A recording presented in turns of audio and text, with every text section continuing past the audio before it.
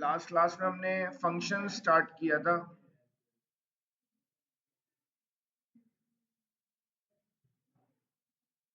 Functions की type की बात करी थी हमने।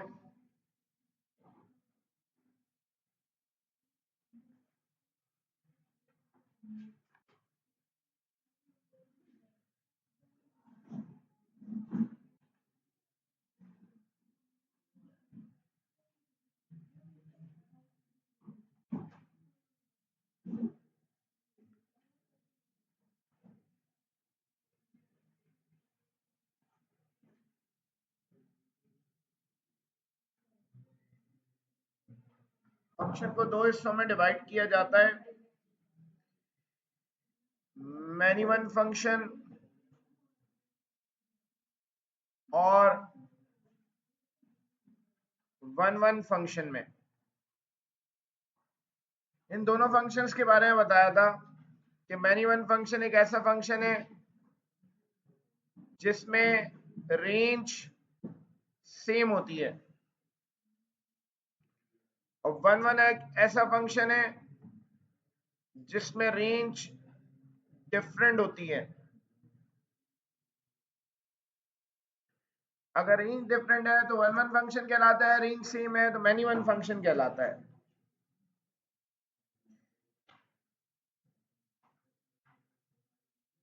जैसे कि इसकी एग्जांपल भी हमने देखी थी। For example 1,2, 2,2, 3,2।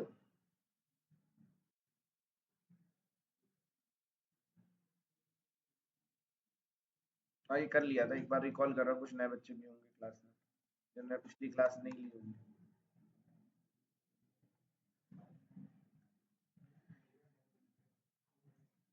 तो फंक्शन में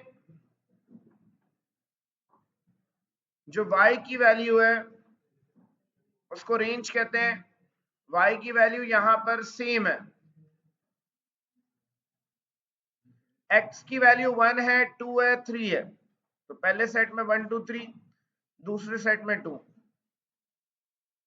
तो 1 पे रिजल्ट 2 आ रहा है, 1,2, 2,2 का मतलब 2 पे रिजल्ट 2 आ रहा है, 3 पे भी रिजल्ट 2 आ रहा है। मैनी वैल्यूज का एक रिजल्ट आ रहा है, तो इसीलिए हम इसको मैनी वन फंक्शन कहते हैं।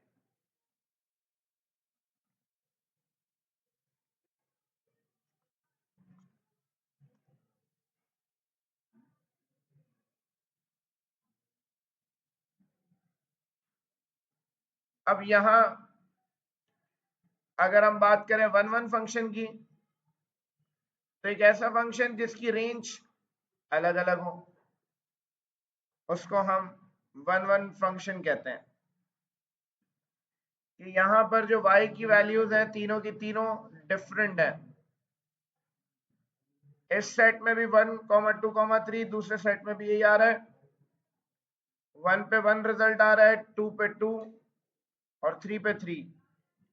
एक वैल्यू पे एक आंसर आ रहा है। तो हमने ये लास्ट क्लास में डिस्कस किया था, इसको हम वन वन फंक्शन कहते हैं। अब अगर मैं बात करूं फर्दर डिवीजन की या फर्दर क्लासिफिकेशन की, तो हमारे पास फंक्शन निकलता है इससे इनटू फंक्शन और onto function.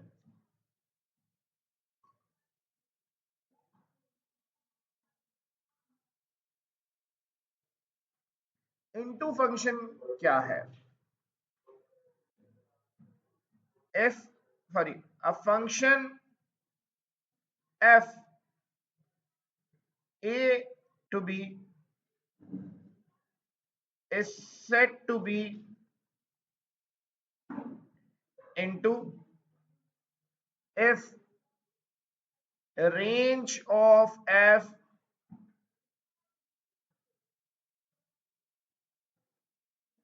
is a proper subset of b। और ऑन टू फंक्शन की डेफिनेशन है a function f a it gives b is said to be onto if range of f is equal to b। जरा इन दोनों definitions को समझते हैं।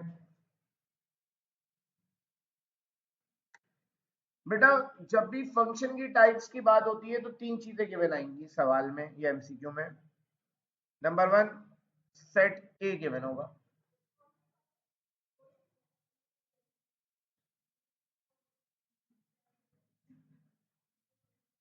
Number two, set B given होगा।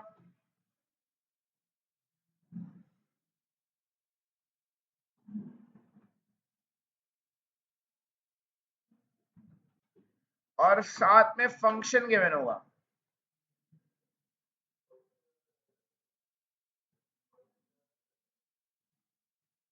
तो ये तीन चीजें गिवन होंगी एमसीक्यू में, ए बी और फंक्शन।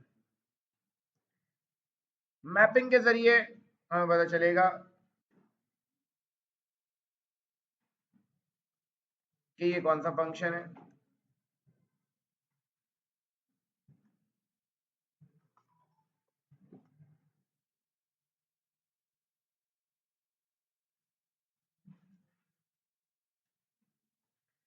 बेटा सेट ए में 1,2 लिख दिया, सेट बी में 2 3 4 लिखा हुआ है। अब बेटा 1,2 पहला पॉइंट है, मतलब 1 पे रिजल्ट आ रहा है 2, तो 1 पे रिजल्ट आ गया 2। दूसरा पॉइंट है 2,3, 2 पे रिजल्ट आ रहा है 3, 2 पे रिजल्ट आ रहा है 3। बेटा रेंज के अंदर, सेट बी के अंदर अगर कुछ बच जाए, जैसा कि यहां 4 बच गया, अगर कुछ बच जाए तो ऐसे फंक्शन को इनटू फंक्शन कहते हैं। नाम से पता चल रहा है इनटू का मतलब अंदर है, तो इसीलिए हम यहां कहते हैं कि अगर बी सेट में से कोई चीज बच गई तो वो इनटू फंक्शन कहलाएगा। ये डेफिनेशन को अगर हम देखें तो डेफिनेशन क्या कहती है? डेफिनेशन कह रही है भाई रेंज, रेंज क्या है भाई? ये पॉइंट्स हमारे पास गिवन है, एक्स और वाई। वाई इसमें रेंज है। बेटा रेंज है 2 और 3। डेफिनेशन को अगर हम देखते हैं तो इसकी जो रेंज है वो है 2,3। अगर इसको सेट बी से कंपेयर करें तो ये वैल्यू सबसेट है बी का, क्योंकि जो सेट बी है उसमें उसका कुछ हिस्सा है, ये कुछ हिस्सा है मतलब सबसेट है, तो डेफिनेशन को प्रूव कर दिया। आसान अल्फाज में कहूं तो सेट बी में अगर कुछ रह जाए तो इसको हम इनटू फंक्शन कहते हैं। क्योंकि बेटा 1 एक वैल्यू पे आंसर आ रहा है 2, एक पे एक आंसर आ रहा है, 2 पे आंसर आ रहा है 3, एक पे एक आंसर आ रहा है, तो हम ऐसे फंक्शन को 1 1 एंड इनटू फंक्शन कहते हैं, जिसका दूसरा नाम है इंजेक्टिव फंक्शन। तो अगर फंक्शन 1 1 इनटू है तो उसको इंजेक्टिव फंक्शन कहा जाता है।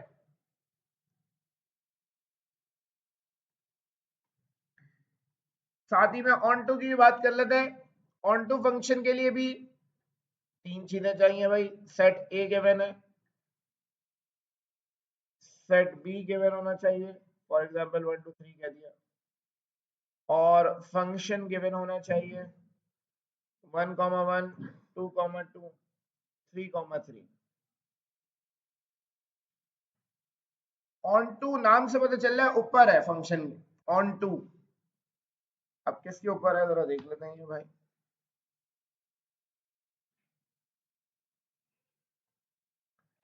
बेटा सेट ए में वैल्यूज है 1 2 3, सेट बी में वैल्यूज है 1 2 3। बेटा पहला रिजल्ट है 1,1, तो इसका मतलब है कि भाई फंक्शन में 1 रखा, 1 आंसर आ गया। दूसरा रिजल्ट है 2,2, 2 रखा, 2 आ गया। 3 रखा, 3 आ गया। एक वैल्यू पे एक आंसर आ रहा है।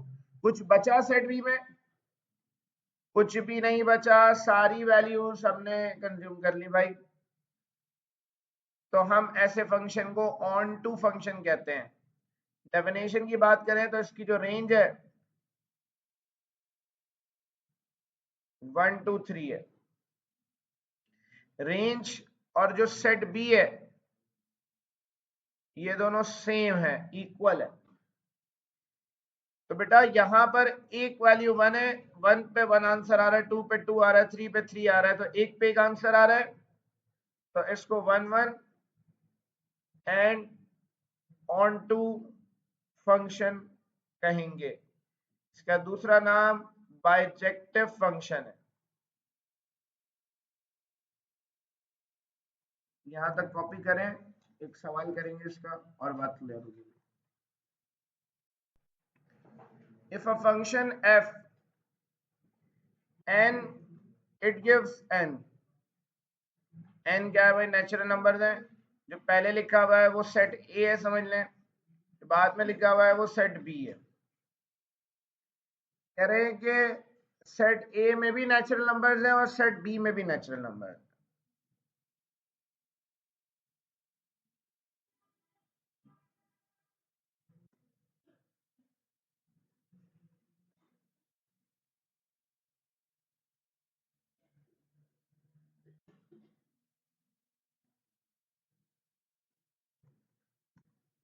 अब बेटा यहां पर सेट ए और बी दोनों में हम नेचुरल नंबर्स लिख देंगे।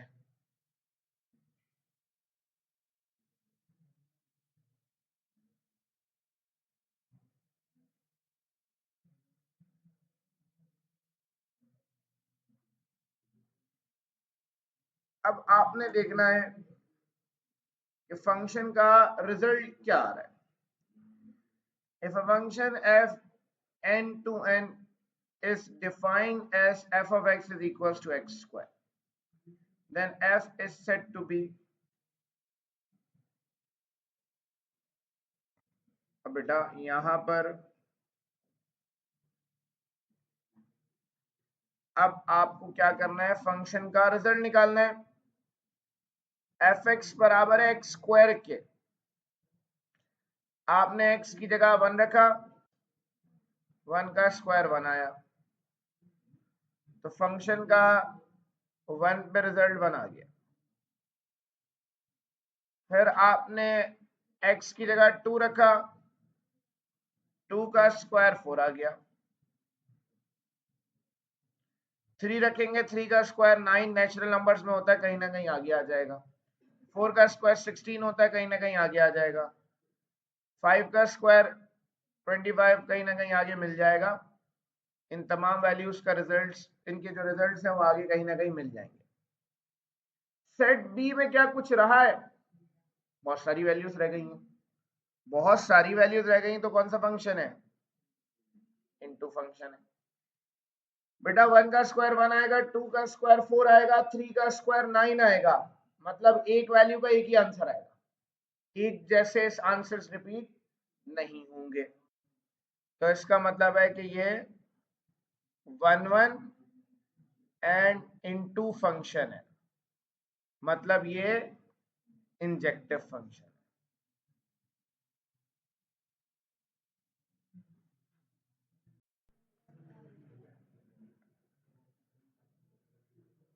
तो यहाँ सेट ए में नेचुरल नंबर्स 1 2 3 4 5 फॉर एग्जाम्पल। तो ये एक ऐसा फंक्शन है जिसमें 1 रखूंगा तो 1 आंसर मिलेगा, 2 रखूंगा तो 2 मिलेगा x की जगह, 3 रखूंगा तो 3 मिलेगा, 4 रखूंगा तो 4 मिलेगा, 5 रखूंगा तो 5 मिलेगा। तमाम वैल्यूज कंज्यूम हो जाएंगी। तमाम वैल्यूज कंज्यूम हो गई हैं, ऑन टू फंक्शन है। एक पे एक आंसर आ रहा है, 1 1 फंक्शन है, तो 1 1 एंड ऑन टू फंक्शन कहलाएगा ये।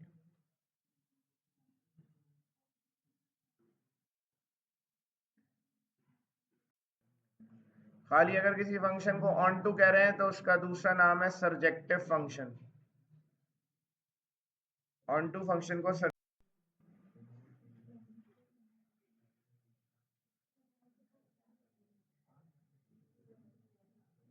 मैनी वन फंक्शन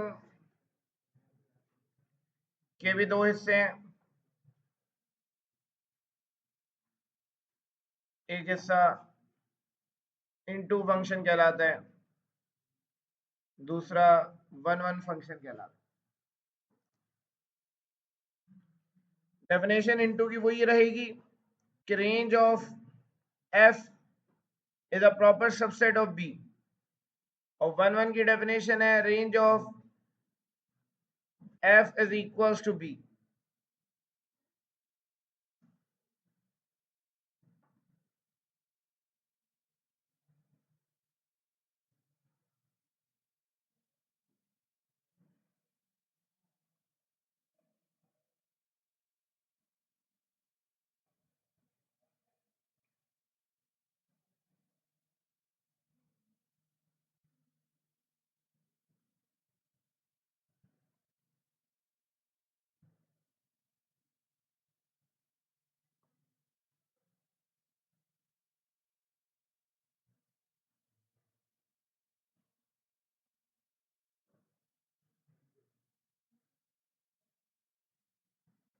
अब मैनी वन इनटू की अगर हम बात करें, यहां सेट ए में वैल्यूज हैं 1 और 2, सेट बी में वैल्यूज हैं 2 और 3। बेटा 1,2 मतलब 1 पे रिजल्ट 2 आया है, 2,2 मतलब 2 पे भी रिजल्ट 1 आया, 2 आया है। तो मैनी वैल्यूज हैं, उनका आंसर एक आया है, तो मैनी वन फंक्शन है।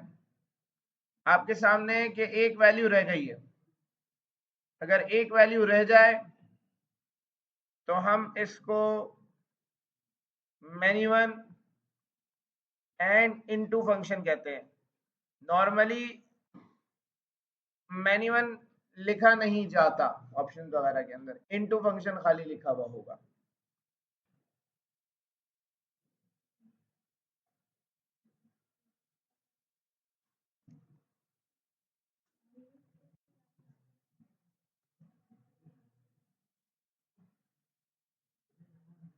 अगर हम वन वन वन वन की लिखिए, sorry, onto, many one onto की अगर हम बात करें,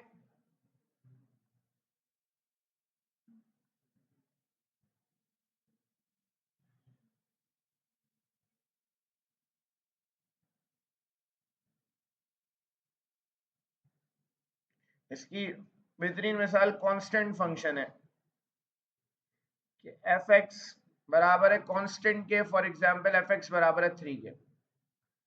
अब यहां आप x की जगह 3 रखें, सॉरी x की जगह 1 रखें फंक्शन में, तो 1 भी रख दें 3 आएगा।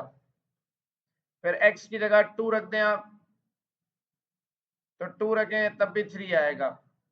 x की जगह आप 3 रख दें तब भी 3 आएगा। कांस्टेंट फंक्शन का मतलब ये है कि आंसर चेंज नहीं होगा, आंसर कांस्टेंट रहेगा, 3 रहेगा हर सूरत में।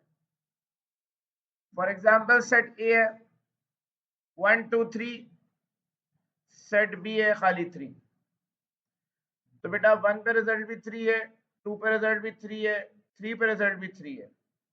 तो मैनी वैल्यूज हैं जिनका एक आंसर आ रहा है सिर्फ, कुछ नहीं बचा, सिर्फ एक ही वैल्यू है, तो इसको हम many one and onto function कहते हैं। वही मैंने बात कही कि मैनी वन नॉर्मली नहीं लिखते, ऑन टू खाली फंक्शन कहते हैं इसको।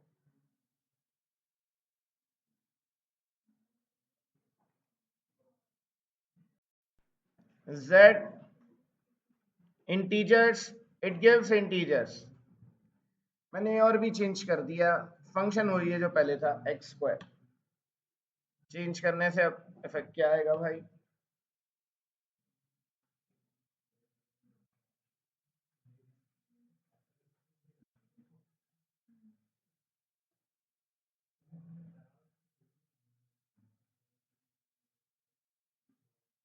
बेटा जो पहला सेट है और जो दूसरा सेट है दोनों में इंटीजर्स हैं,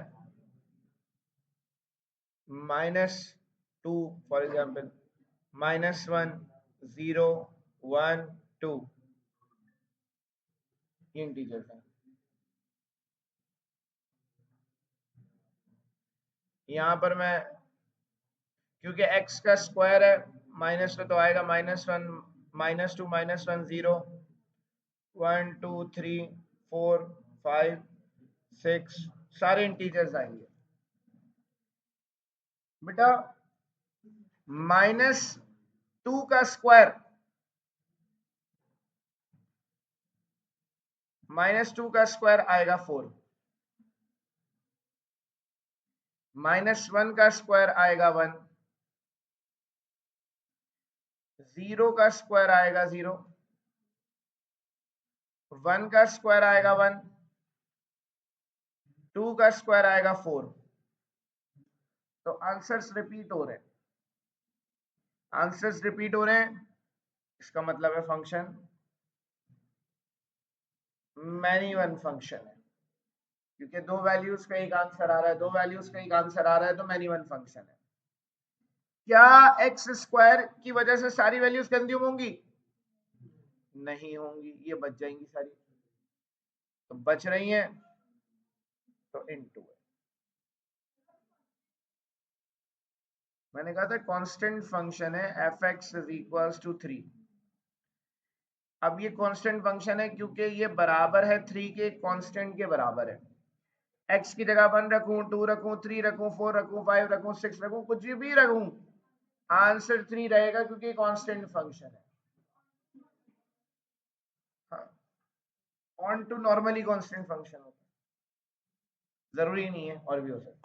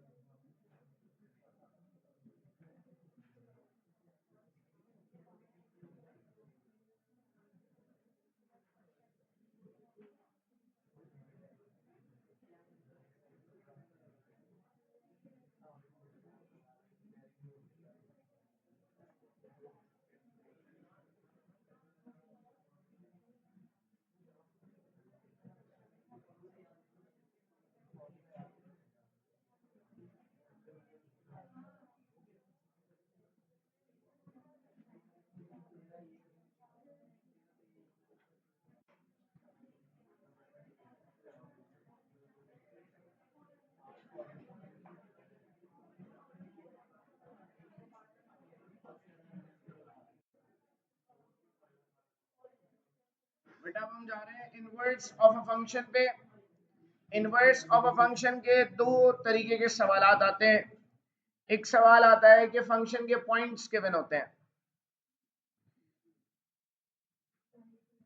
और इसका इनवर्स निकालना है।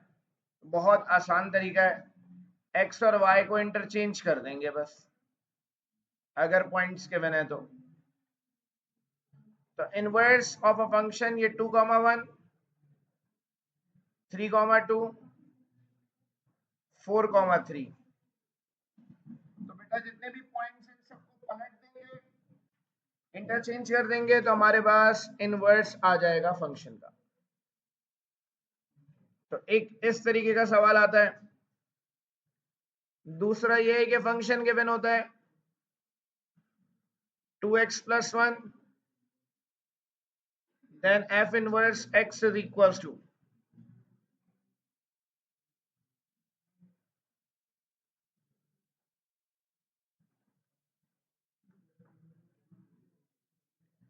बेटा हमें पता है कि y बराबर होता है f of x के, तो y आ जाएगा 2x + 1। Inverse of a function निकालने के लिए x की वैल्यू निकालेंगे पहले। y - 1 बराबर है 2x के, x बराबर आ जाएगा y - 1/2 के।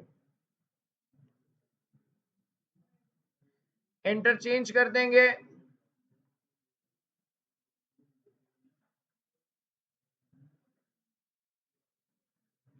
इंटरचेंजिंग एक्स एंड वाई, बेटा जहां एक्स लिखा हुआ है वहां वाई आ जाएगा, और जहां वाई लिखा है वहां एक्स आ जाएगा। तो इनवर्स आ जाएगा फंक्शन का x माइनस 1/2।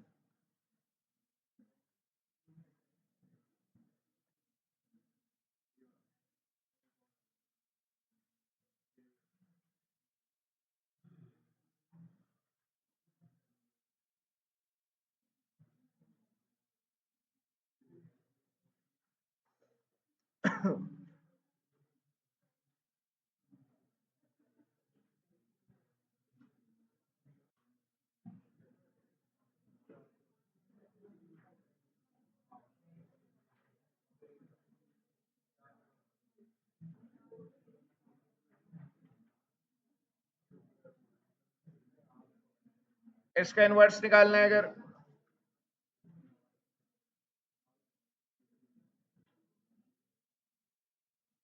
तो यहां पर y बराबर है x³ + 1 के।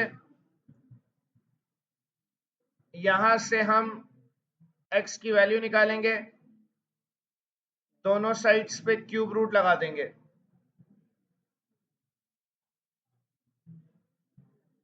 तो x की वैल्यू आएगी cube root of y minus 1।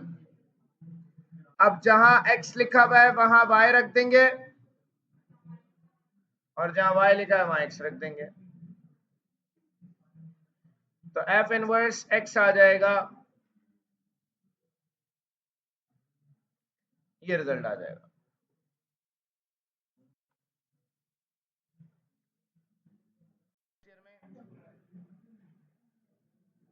Chapter 8 में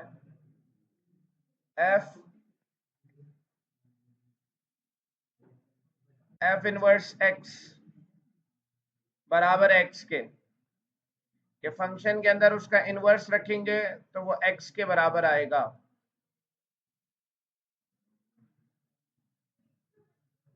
हाँ, यही वेरीफाई करते थे अगर बेटा आइडेंटिटी फंक्शन, एक function x, it give x is said to be identity if fx is equals to x। एक ऐसा फंक्शन जिसमें हम x की जगह जो भी रखें वो रिजल्ट हमें मिल जाए। x की जगह 1 रखे 1 मिल जाए, 2 रखे 2 मिल जाए, 3 रखे 3 मिल जाए, ऐसे फंक्शन को आइडेंटिटी। बेटा इवन फंक्शन की बात कर रहे हैं, हमारे पास फंक्शन दिया जाता है और पूछते हैं कि ये फंक्शन इवन है या ऑड फंक्शन है।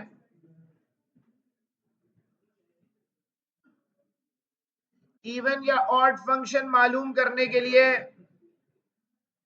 हमें x की जगह -x रखना पड़ता है।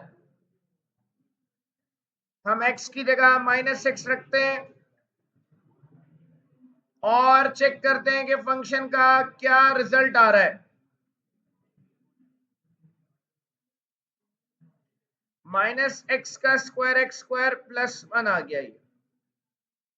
अगर हम x की जगह -x रखें और -x रखने पर वापस से फंक्शन रिपीट हो जाए, सेम फंक्शन रिपीट हो जाए, तो ये इवन फंक्शन कहलाता है।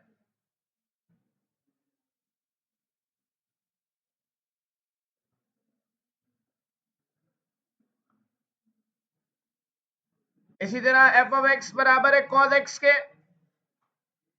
यहां भी x की जगह -x रखते हैं,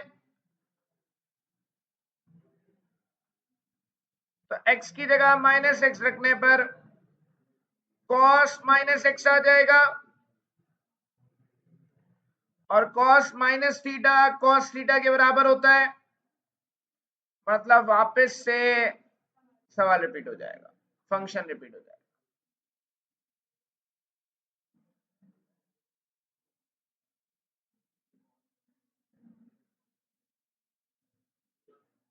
तो अगर फंक्शन दिया हो तो फंक्शन से कैसे पहचानना है ये इवन है या ऑड है, तो पहले x की जगह -x रखना है। ग्राफ को देखकर भी बता सकते हैं फंक्शन इवन है या ऑड है।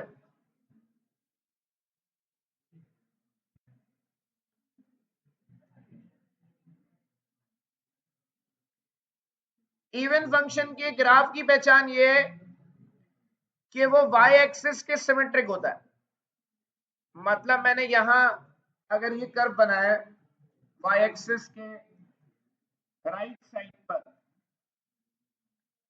तो बेटा लेफ्ट साइड पर भी इसकी सेम इमेज, मिरर इमेज बन जाएगी।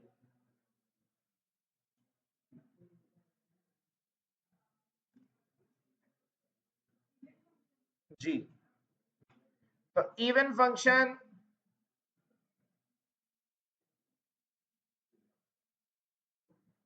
सिमेट्रिक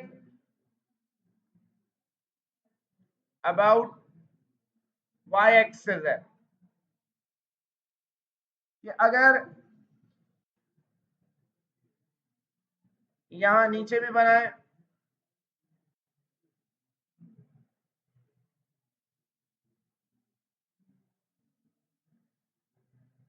यहां फॉर एग्जांपल वाई एक्सिस के इस तरफ ये इमेज बन रही है, इस तरफ भी ये इमेज बनेगी, सेम सिमेट्रिक होगा दोनों साइड्स पे।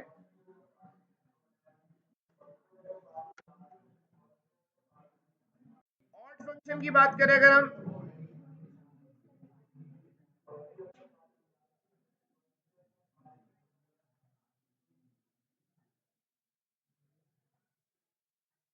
ऑड फंक्शन की अगर हम बात करते हैं, F of minus x minus F of x के बराबर है ऑड फंक्शन का मतलब। एफ एक्स बराबर है एक्स क्यूब माइनस एक्स के। मैं एक्स की जगह माइनस एक्स सब्स्टिट्यूट करूं और मेरे पास इसका जो रिजल्ट है माइनस एक्स का क्यूब प्लस एक्स।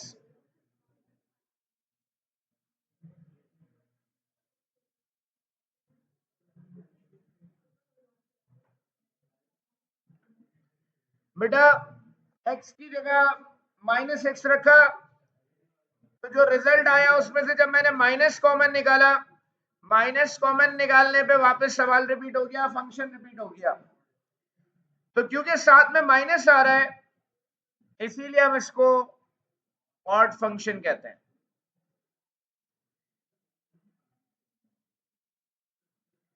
तो ये ऑड फंक्शन कहलाएगा।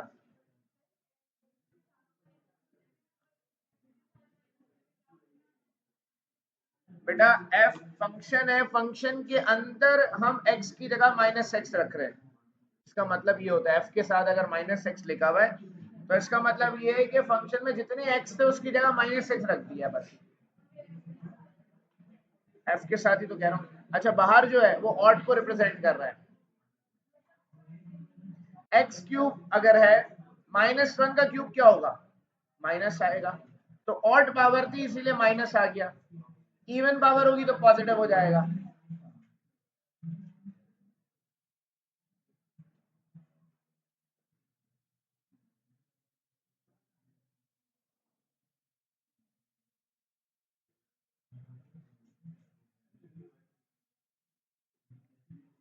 अब ये फंक्शन है, यहां भी एक्स की जगह माइनस एक्स रखता हूं अगर मैं, तो एफ ऑफ माइनस एक्स का क्यूब माइनस वन, तो माइनस एक्स का क्यूब माइनस वन आ गया। फंक्शन रिपीट नहीं हुआ, माइनस कॉमन निकाल के देखेंगे। अगर मैं यहां से माइनस कॉमन निकालता हूं तो ये एक्स क्यूब प्लस वन आ रहा है, माइनस कॉमन निकालने पे भी फंक्शन रिपीट नहीं हो रहा, तो हम इसको कहेंगे नाइदर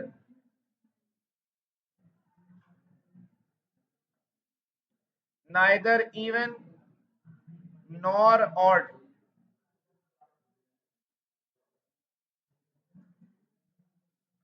तो फंक्शन रिपीट ना हो तो ना इवन फंक्शन है ना ऑड फंक्शन कहलाए।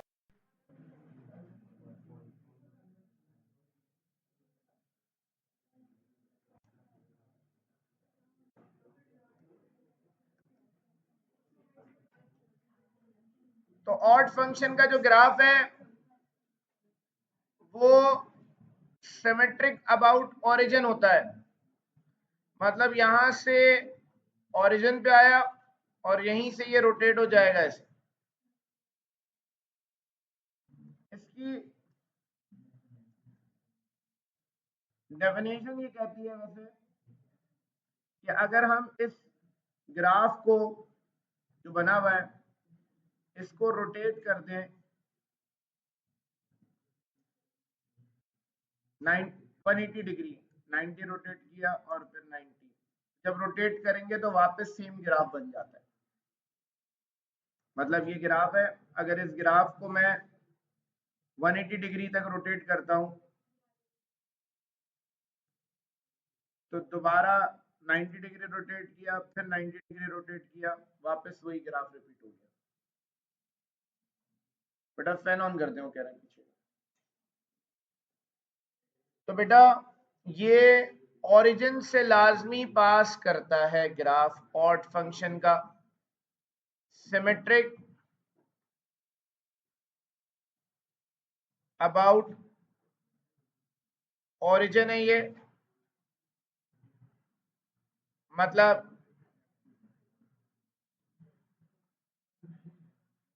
बेटा वाई एक्सिस के सिमेट्रिक नहीं होना चाहिए। अगर ऐसे भी बना हुआ है तो ये इवन फंक्शन कहलाएगा, क्योंकि वाई एक्सिस के दोनों तरफ एक जैसी इमेज है।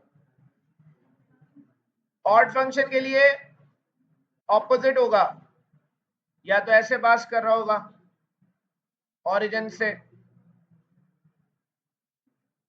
ऑपोजिट क्वाड्रेंट्स के अंदर जो है वो बन रहा होगा और ओरिजिन से सिमेट्रिक होगा।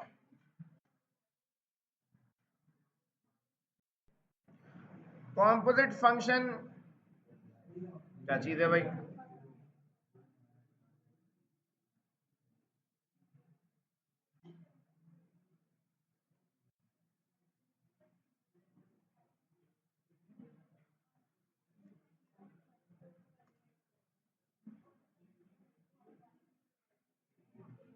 कॉम्पोजिट फंक्शन बेसिकली दो फंक्शंस को मिलाकर बनने वाले फंक्शन को कहा जाता है।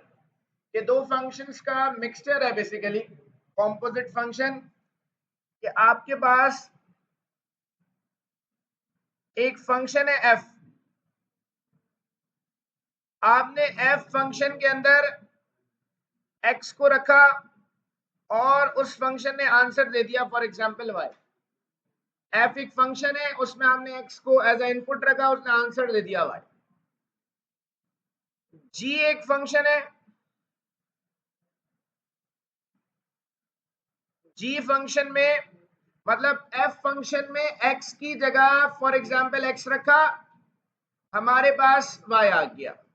जो एफ फंक्शन का आंसर आया उसको हम फंक्शन जी में रखें तो जो आंसर आएगा वो अगर हमें निकालना है, ये दो तरीकों से निकल सकता है। एक तरीका ये है कि आपके पास फॉर एग्जांपल एक फंक्शन है f x is equal to x plus 1, आपने एक्स की जगह रख दिया फॉर एग्जांपल 3,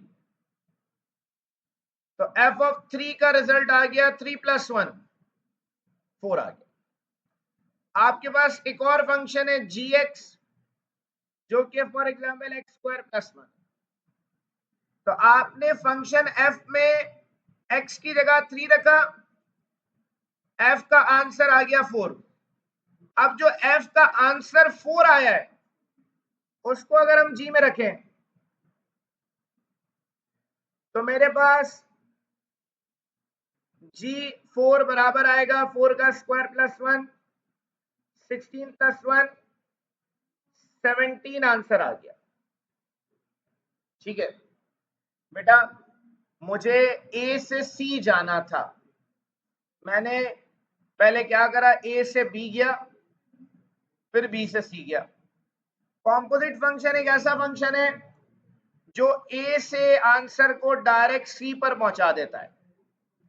मतलब आप एक्स की जगह आपने फॉर एग्जांपल एक्स की जगह आपने रखा 3, एक ऐसा फंक्शन जिसमें आप x की जगह 3 रखें और वो डायरेक्ट आपको आंसर क्या दे दे, 17 दे दे। अभी तो आपने क्या करा, पहले 3 को रखा f में, फिर जो आंसर आया उसको g में रखा, फिर आपके पास g का आंसर मिला। तो कॉम्पोजिट फंक्शन दो फंक्शंस को मिलाकर बनता है, और एक ऐसा फंक्शन होता है जिसमें आप a रखें, मतलब x की जगह 3 रखें और आपको डायरेक्ट वो आंसर 17 दे दे। तो ये कॉम्पोजिट फंक्शन बनता कैसे है, और ये कहलाएगा क्या, ये कहलाएगा g of f। g of f का मतलब क्या है, इसको कहते हैं g f ऑफ x। मतलब आपने g फंक्शन जो है उसके अंदर आपने f फंक्शन को रख दिया। फॉर एग्जाम्पल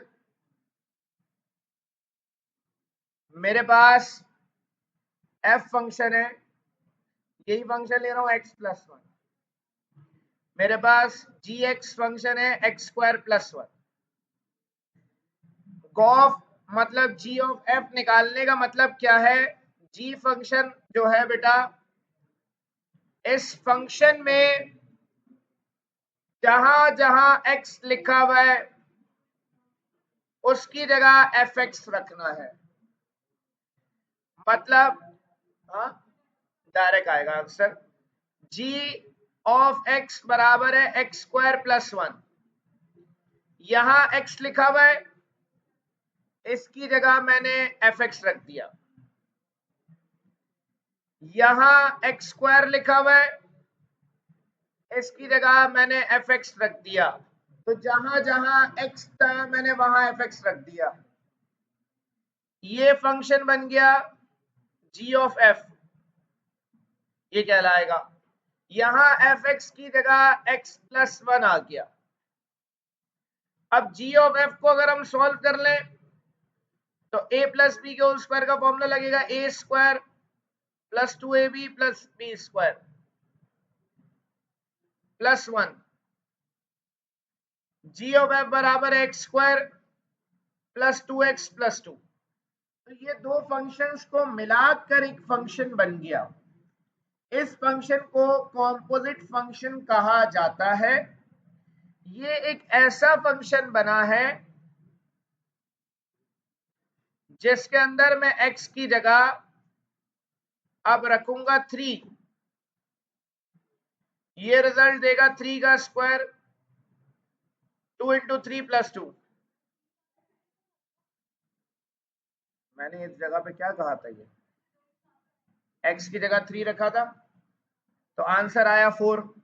फिर x की जगह 4 रखा तो आंसर क्या आया 17। मतलब मेरी बात को जरा समझें, क्या कहना चाह रहा हूं मैं। मैंने ये कहा,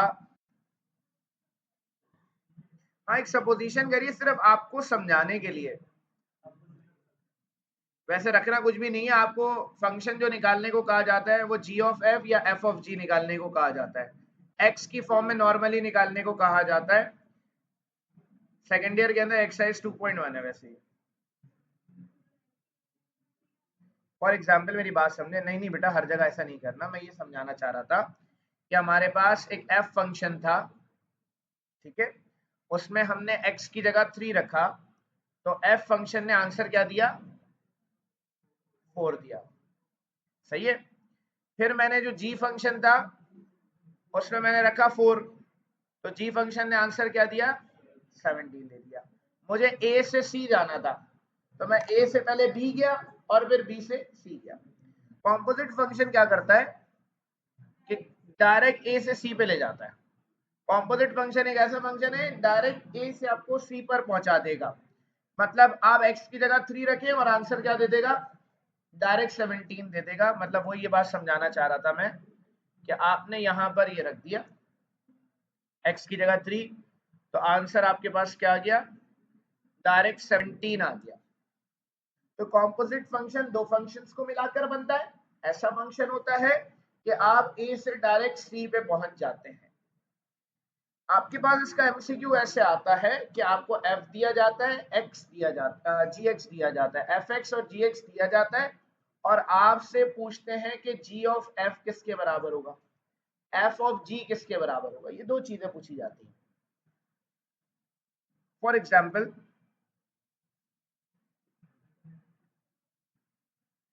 मेरे पास इसका एमसीक्यू ऐसे आएगा कि एफ एक्स बराबर है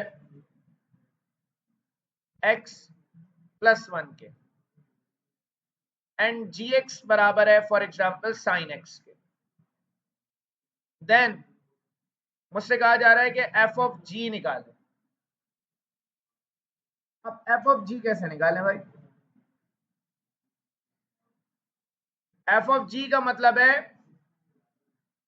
कि बेटा जो पहले लिखा हुआ है मतलब उस फंक्शन के अंदर बाद वाले को रखना है।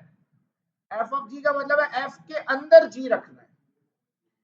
तो हमने यहां लिखा एफ फंक्शन एफ एक्स बराबर है एक्स प्लस 1 के। यहां पर हम क्या करेंगे, एक्स की जगह जी एक्स रखेंगे। तो यह आएगा